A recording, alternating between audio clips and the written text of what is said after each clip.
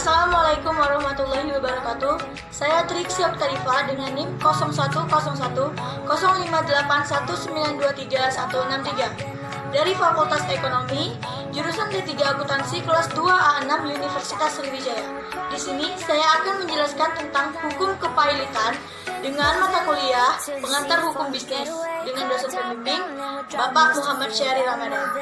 Happy watching, guys.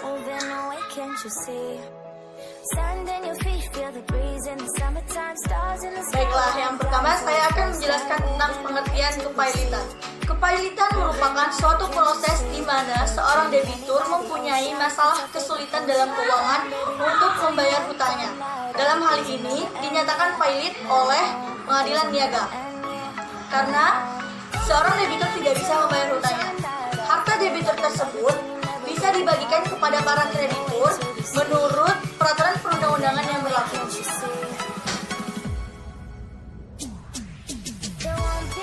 Yang kedua, saya akan membahas tentang sejarah masuknya kepailitan ke Indonesia.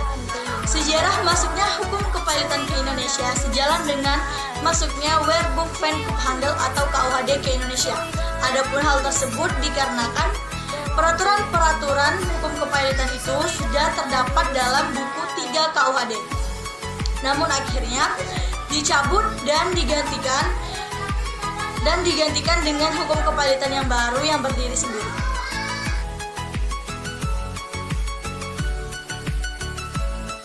Selanjutnya adalah dasar hukum kepailitan di Indonesia.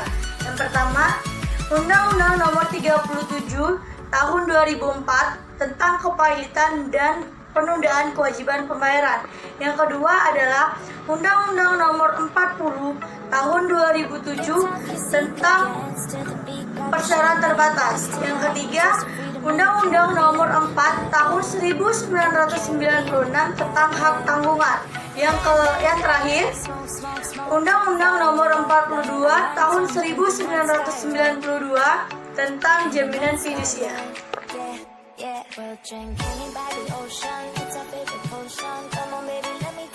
Selanjutnya adalah pihak yang dapat mengajukan pailit. Yang pertama adalah atas permohonan dari debitur itu sendiri.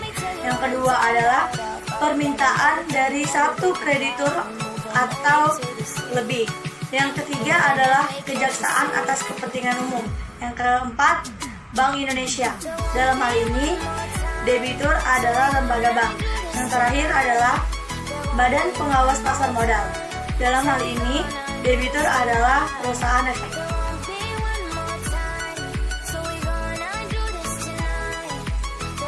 Oke, selanjutnya adalah pihak yang dapat dijatuhkan pailit oleh pengaju yang saya sebutkan sebelumnya tadi, slide yang tadi.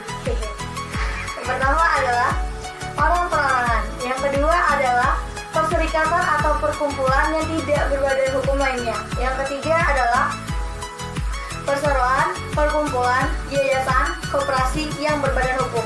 Yang keempat adalah harta warisan.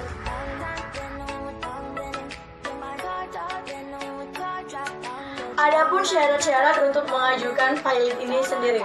Yang pertama adalah adanya hutang. Yang kedua, hutang ini minimal sudah jatuh tempo dan dapat ditagih. Yang ketiga, pastinya harus ada debitur dan kreditur. Yang keempat, adanya permohonan permintaan pailit. Yang kelima, adanya permohonan permintaan pailit itu dari pengadilan niaga.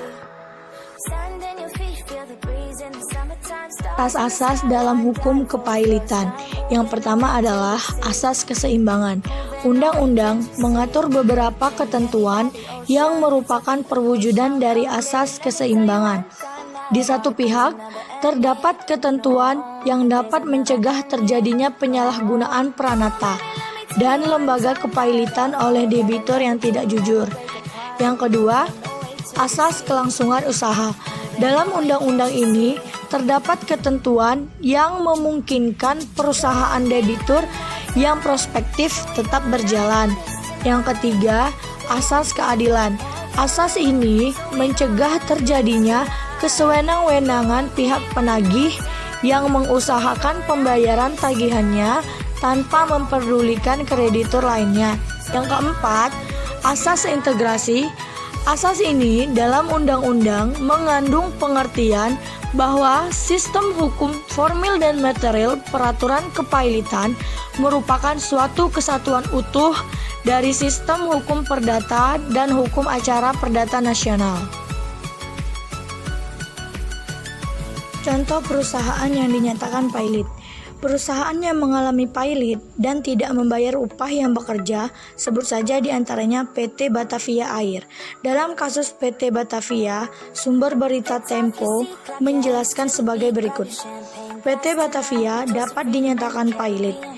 Ia menjelaskan Batavia Air mengatakan tidak bisa membayar utang karena force majeure.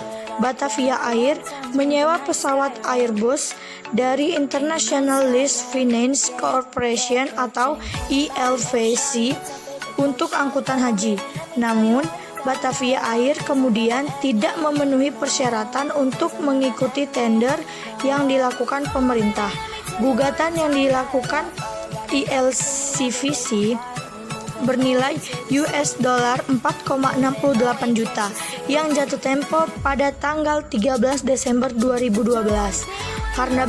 Karena Batavia Air tidak melakukan pembayaran, maka ILVC mengajukan somasi atau peringatan.